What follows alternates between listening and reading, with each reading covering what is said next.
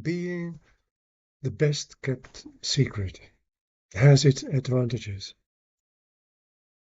It is in the darkness where a seed sprouts. Hello, dear soul lady. Welcome to yet another coffee table conversation. And there's a reason why I address you as the soul lady, because that is how I see you. The soul is actually the essence of who we are, our true, you could also say our authentic self. And that's, of course, in my work, that aspect that I greatly support and bring forth in the people I meet and work with or speak to, like in this particular case now. And my name is Dr. Christiaan. I like to present myself as the Soul Matters mentor for the reason I just mentioned, specialized in matters regarding soul and why soul matters. And maybe you've seen other coffee table conversations in which I already mentioned that there's a particular person I like to speak with. And that doesn't mean that when I, just in a minute, again, point out and mention who it is, that if you don't feel fall under that category, you should leave. No, feel free to stay and listen what you have to share.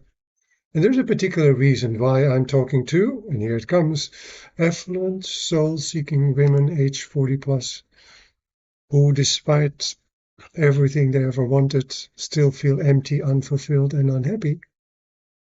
And guiding them towards true purpose and real fulfillment and bringing back again the joy and aliveness in their life. And could very well be that tomorrow or one of the other days I'm going to speak about why specifically I wish to speak to those souls. But for now, for today's coffee table conversation, there's something that's very much on my mind that has to do with my opening line, that being a best kept secret has great advantages. Why do I start this coffee table conversation today with that? Well, I consider myself the best kept secret, or at least one of the best. In 3 months, I reached the memorable age of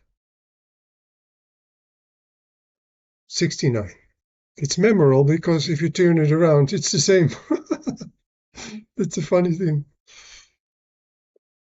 And when you look at it from numerology, the 6 has to do with everything that has to do with here being on earth in this material, mundane world, and the 9 has to do with the infinite. So it's a good age. But for most of my life,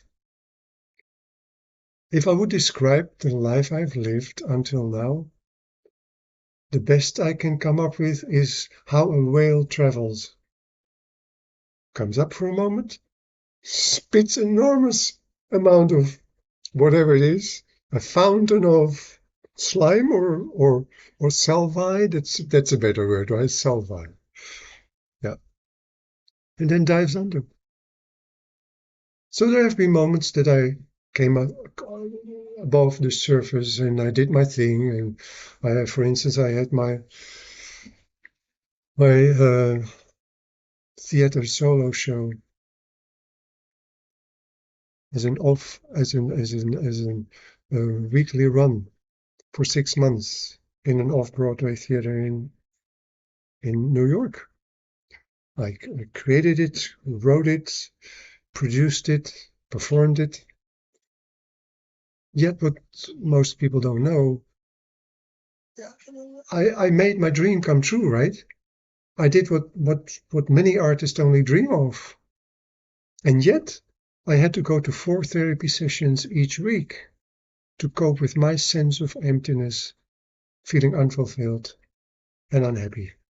And that's actually an answer to why I feel called to work with affluent, soul seeking women age 40 plus, because I can very much relate to what it is they go through. Recently, up, I came across a publication, and it talked about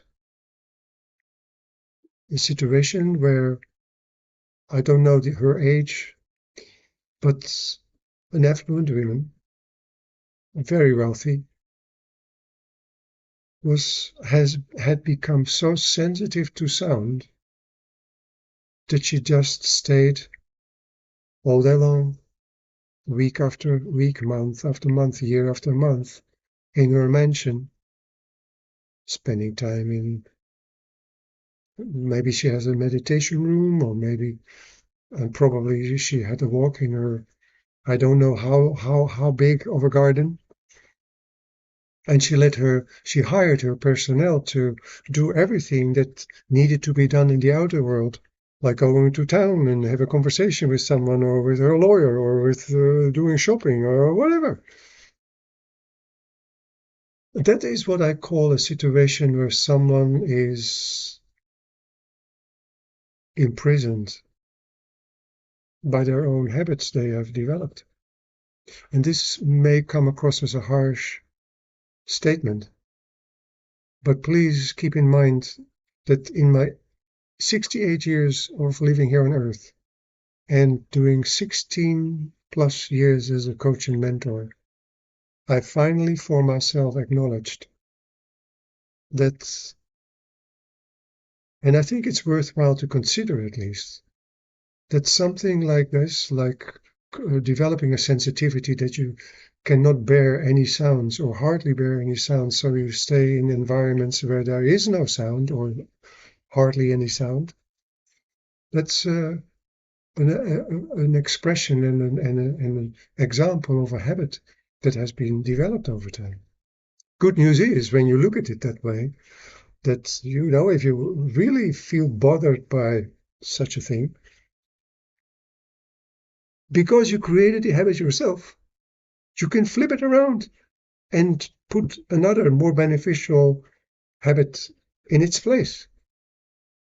A habit which then enables you to go into town and to enjoy going to a restaurant with friends, or having a lovely evening at a symphony orchestra, or watching a movie or a theater play, or you name it.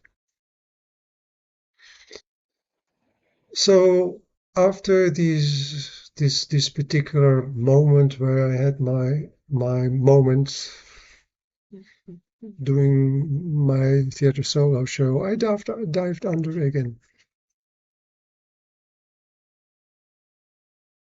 and stayed there for sometimes years, unnoticed. And I didn't tell anyone about these 4 therapy sessions. No, I just kept it inside. I kept it under the surface.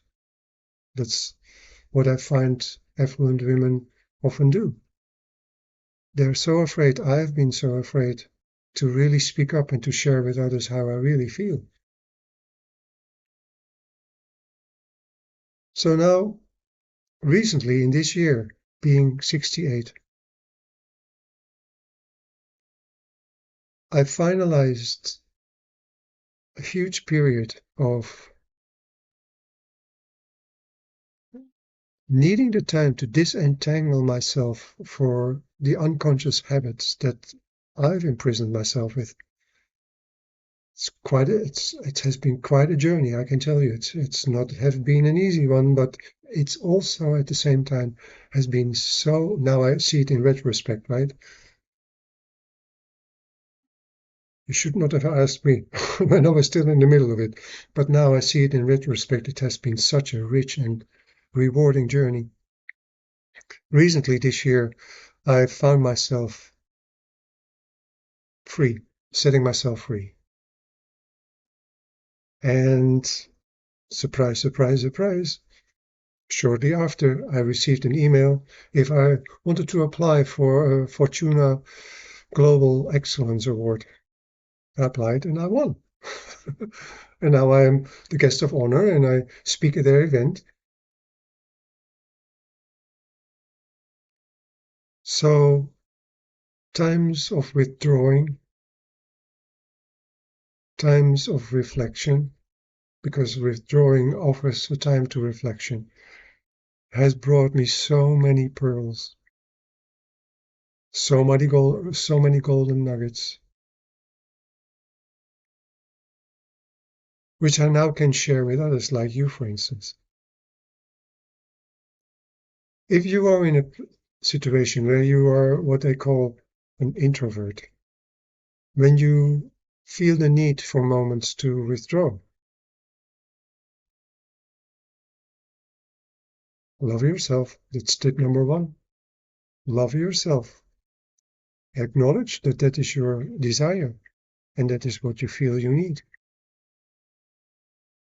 Secondly, when it comes to a point, and there may come a point where you feel, this doesn't serve me so well anymore, and you can feel it in various ways. The universe is showing you, and it can use various ways to let you know that the time of reflection and being on yourself and hiding is over, or at least partially, because you can still go back and forth, but maybe there's something that you have gained from that period of being by yourself alone. And now it's time to, now you feel called, you feel a calling to go out into the world and to show yourself and to share the gems, these golden nuggets, the pearls you've gathered in the moments you've been alone.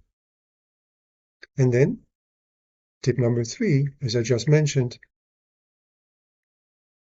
consider at least that all these moments, this tendency to withdraw and to be on yourself, let's say, take it on as something that it may be a habit. Because then, if you, as I already mentioned, if you see it that way, you can turn it around and you can put in a habit that supports you in going out into the world. Share your wisdom. Make the difference you are meant to make. All right? I so much appreciate you.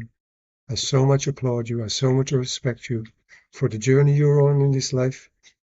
And whenever you feel that I may be of support, you can safely, privately, confidentially reach out. There is an email address I put into the comments.